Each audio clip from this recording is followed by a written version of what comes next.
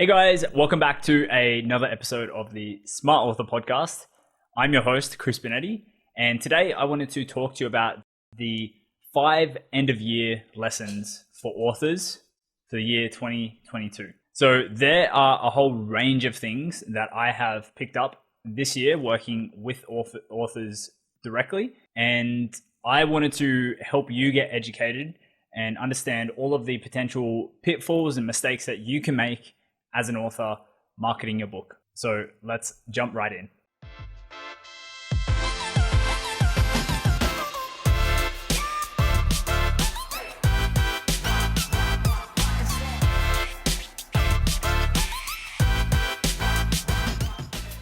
All right, so the first mistake is that you're probably not going to make any money from your book directly.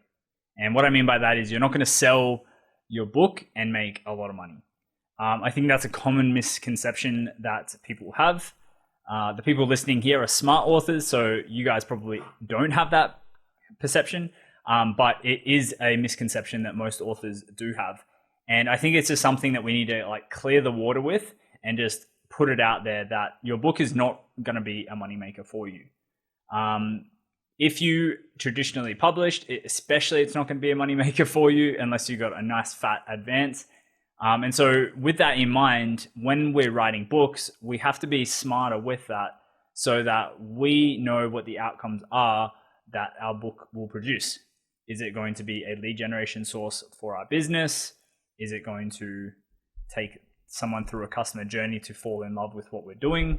I think those are the kind of things that we need to perceptually think about. So the question then becomes, how else can I leverage my book?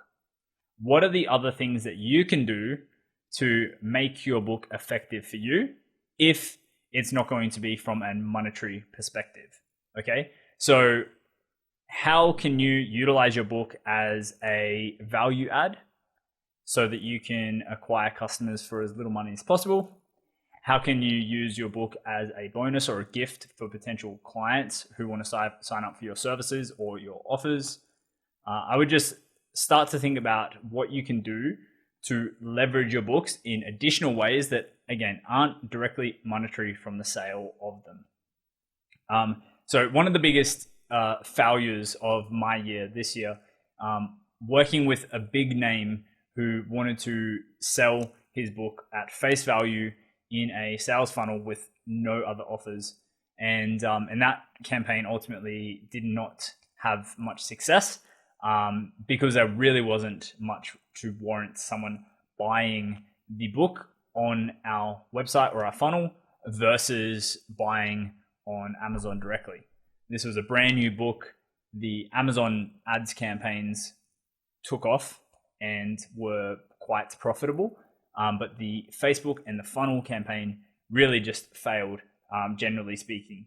So that really takes me to the next point, and what I'm going to default to whenever I work with clients, and that is I strongly suggest that we should be giving the book away for free, because if it's not going to be making us money, why should we charge full price for it when we can rather change the perspective of the prospect or the buyer from pay full price for this and get some bonuses to get this book for free, just pay shipping, or get this book for free digitally and get these big stack of bonuses as well.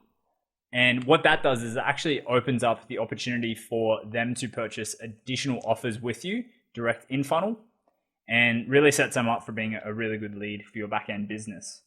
So you're going to really have a hard time trying to sell your book for full price in a funnel if you don't have any fantastic bonuses. If you want to sell it for full price in a funnel, that's fine. If you don't want to devalue your book that way, that's fine.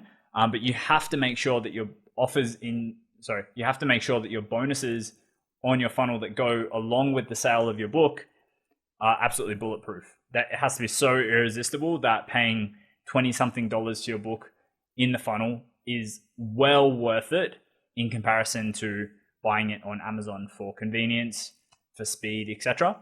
And I would also argue that it's kind of makes it seem as though you're making them pick and choose between platforms, like buy it on Amazon or buy it through our website and get these bonuses. It kind of feels a little bit toxic, like you're holding away those bonuses if they do buy it on Amazon.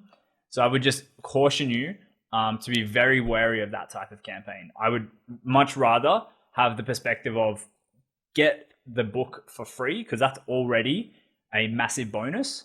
Just pay shipping and handling, or get the book for $5 digitally versus $20 on Amazon, and get these bonuses included as well.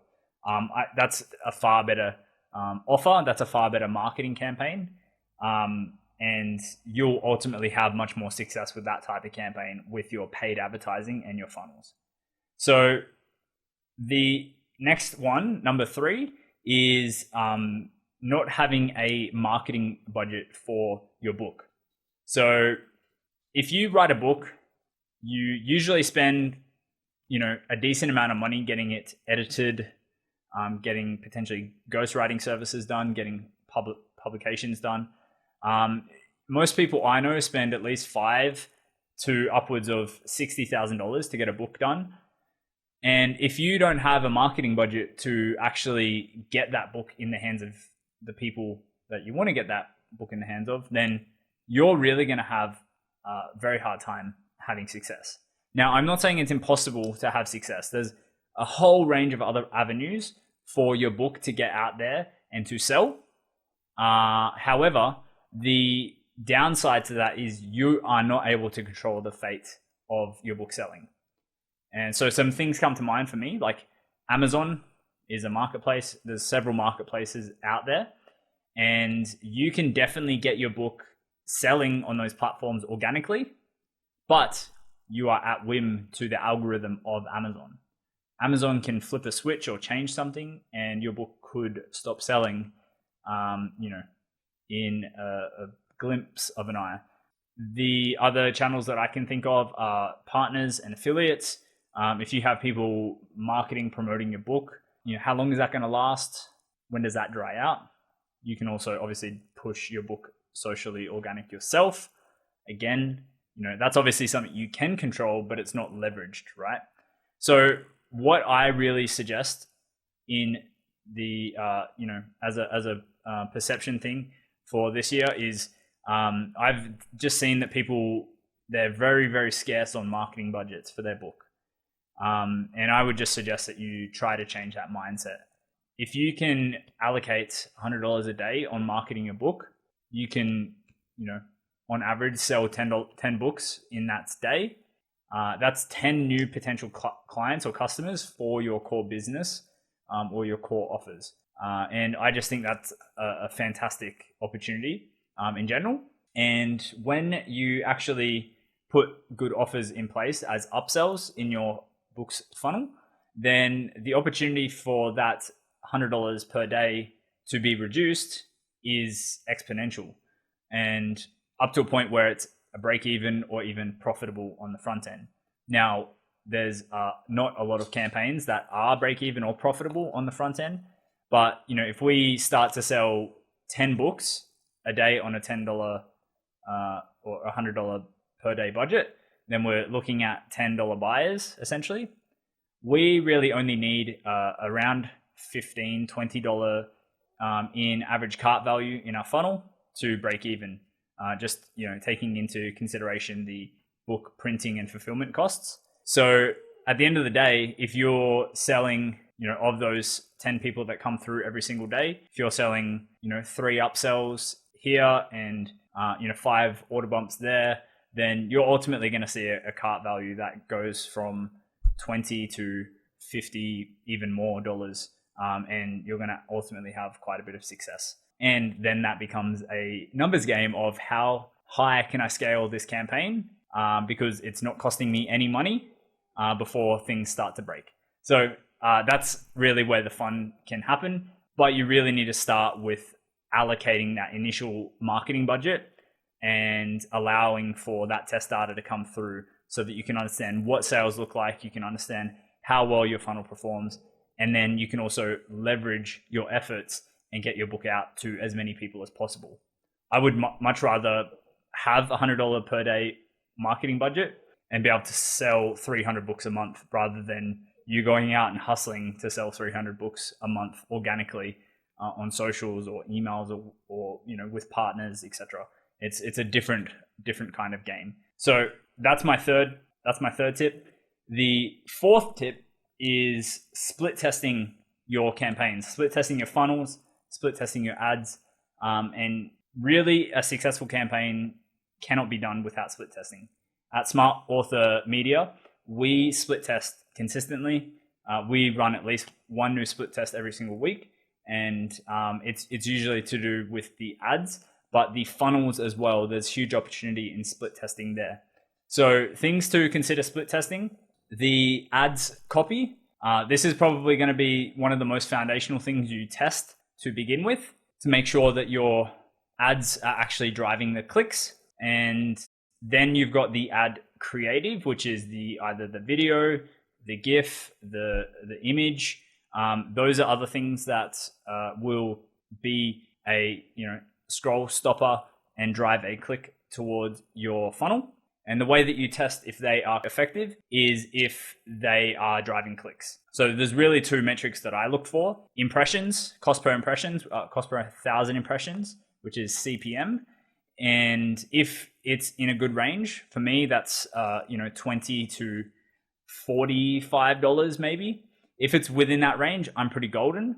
And then the next thing I want to track is unique outbound clicks, which is the people actually clicking on the ad and going to the funnel. From there, we've also got our funnel. So the most effective things you can test in your funnel is your headline and then your offer. So if people aren't converting in your funnel, most likely your headline sucks. If people still aren't converting in your offer, if you've fixed your headline, then it's most likely that your offer isn't good. So those are the things to look at split testing in your funnel. And typically you want to have a verb as your headline start. And most people will read, about 4 or 5 words in the headline. So you really want it to be a action word at the start. So, get your free book or, something like that. You want it to usually be results based around your book. So as an example, we're working with a parenting company right now, and they teach babies how to get out of diapers, essentially. So get your babies out of diapers in 50% of the time with my free book, as an example. And then that basically is like, it's an action that they can take. It's centered around them and their baby and the time that they could save. We could obviously also leverage the amount of money they could save by getting their babies out of diapers, because diapers ain't cheap. And there's all those kind of things to consider as well. So, and finally, the fifth thing to consider for this year, or the fifth lesson, is really just leveraging the advice and expertise from people who have the success you want. So, whether that is Smart Author Media and myself, whether that is other authors having success in your world, or other authors that who have successful funnels, successful marketing campaigns, advertising campaigns, definitely leverage those people. Reach out, ask for advice. If you have advice to give, offer advice as well. Make it a fair value exchange. I definitely think that there's a lot of people who, they're so scared of just reaching out and saying like, hey, I've got this really cool thing to talk about. Like, is there any way that we can just jam on this? And I actually had one yesterday where, someone from a similar circle just connected, and she wanted to talk about what we're doing at our company and how we made that transition a year ago from the old agency model that we had. So definitely just reach out and ask for the advice of people who you have seen had success around you, other authors, agency owners having success with author campaigns, book campaigns. And if you guys want to leverage our expertise and the success that we have had for ourselves and our clients, then we've actually got a free audit set up where you can just book in 30 minutes with me, and I'll go through everything that you're doing from a marketing perspective and just give you the most tactical, tangible advice that you can use to have better success with your marketing and advertising campaigns. And that is at smartauthormedia.com/audit. And as usual, that will be in the show notes for everyone today. That's it for today's episode. If you enjoyed it, please let me know below. And if you could take the time to subscribe, if you, again, enjoyed this episode, that would be absolutely amazing. Hope you enjoyed this one, and I'll see you on the next one.